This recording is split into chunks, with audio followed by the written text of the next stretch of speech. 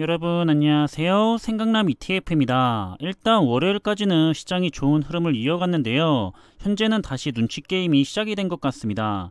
간밤에 미국의 시장이 다시 혼잡한 모습을 보였던 것 같고요. 그런 국내 주요 ETF들의 성과를 정리해보면서 현재 전체적인 시장의 흐름들에 대해 한번 살펴보겠습니다. 그럼 어제인 1일 월요일까지 마무리가 됐던 국내에 상장된 주요 ETF들의 성과에 대해서 한번 정리를 하자면, 먼저 환율의 변동에 대해서는 전날에 비해서 다시 0.5원이 상승을 했고요. 여전히 강달러 현상이 지속이 되고 있기 때문에 마음이 다소 무거운 것 같습니다. 이제는 아래쪽으로 좀 내려와 줬으면 하는데 너무 위에서 오랫동안 머무는 게 아닌가 싶고요. 그렇지만 또 현재 환 노출형 ETF에 대해서는 그만큼 이득을 안겨주고 있다는 점도 항상 투자를 하는 데 있어서 참고를 하시면 좋을 것 같습니다. 그럼 일단 주요 ETF들의 성과에 대해서는 미국 시장이 계속해서 강한 상승세의 흐름을 이어가서 그런지 어제까지는 괜찮은 흐름을 이어갔고요. 하지만 간밤에 미국의 시장은 혼조세를 보이면서 약간 하락을 하긴 했는데 S&P 500이 마이너스 0.4%가 하락을 했고요. 나스닥백도 마이너스 0.12%가 하락을 했던 모습입니다. 따라서 오늘 국내 시장은 너무 좋지도 않고 너무 나쁘지도 않는 무난한 흐름을 가져갈 것으로 생각이 되고요. 그럼 고점 대비 하락률을 살펴보자면 현재 S&P 500 ETF는 마이너스 7% 정도 하락해 있고, 나스닥백 ETF도 마이너스 15%, 미국 팡플러스 ETF는 마이너스 34%, 그리고 미국 테크 탑10 ETF도 마이너스 16%, 마지막으로 글로벌 브랜드 탑10 ETF도 고점에서 마이너스 16% 정도가 하락해 있습니다.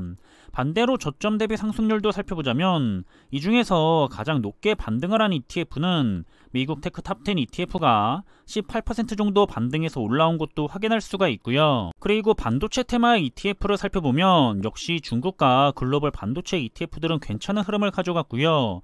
더불어서 간밤에 미국의 시장에서도 글로벌 반도체 ETF들은 추가적인 상승을 가져갔습니다. 필라델피아 반도체 ETF의 경우에는 1.75%가 더 상승을 한 모습도 볼 수가 있는데요.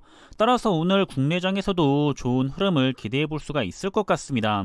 그럼 고점 대비 하락률을 살펴보자면 국내 반도체 ETF들은 마이너스 29에서 31% 정도 하락해 있고, 가장 중요한 글로벌 반도체 ETF들은 마이너스 21%, 그리고 중국의 반도체 ETF는 현재 고점에서 마이너스 28%가 하락해 있습니다. 그럼 다시 반대로 저점 대비 상승률로는 역시나 가장 중요한 글로벌 반도체 ETF들이 바닥에서부터는 20% 정도 반등한 상태라는 것도 확인을 할 수가 있고요. 다음 살펴볼 부분은 미래자동차와 관련된 국내 ETF들인데요. 이 분야들 역시 모두가 좋은 흐름을 가져갔었는데 특히 2차전지 테마의 ETF들이 강세를 보였던 것 같고요. 그리고 최근에 조정을 좀 받는 것 같았던 중국의 2차전지와 관련된 테마의 ETF들 역시 이번에는 강하게 올라간 모습입니다. 그리고 간밤에 미국 시장에서는 그래도 자율주행 테마의 ETF는 하락을 했지만 글로벌 2차전지와 미국의 스마트 모빌리티 테마의 ETF는 상승을 했고요. 특히 미국의 스마트 모빌리티 테마가 최근에 힘을 내면서 올라가고 있습니다.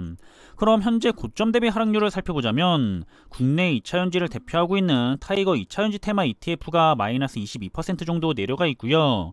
중국을 대표하고 있는 차이나 전기차 ETF도 마이너스 19%, 그리고 글로벌 2차전지 ETF는 마이너스 15%, 글로벌 자율주행 테마의 ETF도 마이너스 17%, 마지막으로 미국의 스마트 모빌리티 테마의 ETF 역시 현재 고점에서 마이너스 31%가 내려가 있습니다. 다음은 메타버스와 클라우드, 사이버 보안, 그리고 혼합 테마와 관련된 국내 ETF들인데요. 이 분야들은 조금 혼잡했던 것 같고요. 그래도 글로벌 메타버스나 국내와 관련된 ETF들이 힘을 냈던 모습입니다.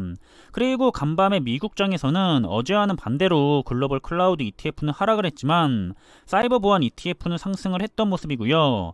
그럼 현재 주요 ETF들의 고점 대비 하락률을 살펴보자면 글로벌 메타버스 ETF가 마이너스 33% 정도 내려가 있고요. 클라우드 ETF는 마이너스 39%, 그리고 사이버 보안 ETF도 고점에서 마이너스 16% 정도 하락해 있습니다. 다음은 헬스케어와 바이오, 그리고 친환경과 관련된 ETF 종목들인데요. 이 분야들은 전체적인 흐름도 좋은 편에 속하는 것 같고요. 그리고 올해의 성과에 대해서는 플러스를 유지하고 있는 종목들도 다른 테마 ETF들에 비해서는 많은 것 같습니다. 역시 이 분야들은 우리 미래를 위해서 굉장히 중요한 분야들인 만큼 앞으로 장기적으로 계속해서 좋은 성장과 함께 거기에 맞는 좋은 성과를 보일 수가 있기를 계속해서 바라고 있고요. 그럼 상대적으로 고점 대비 하락률이 크게 잡혀있는 ETF들을 살펴보자면 아리랑 히토류 ETF가 마이너스 19% 정도 하락해 있고요.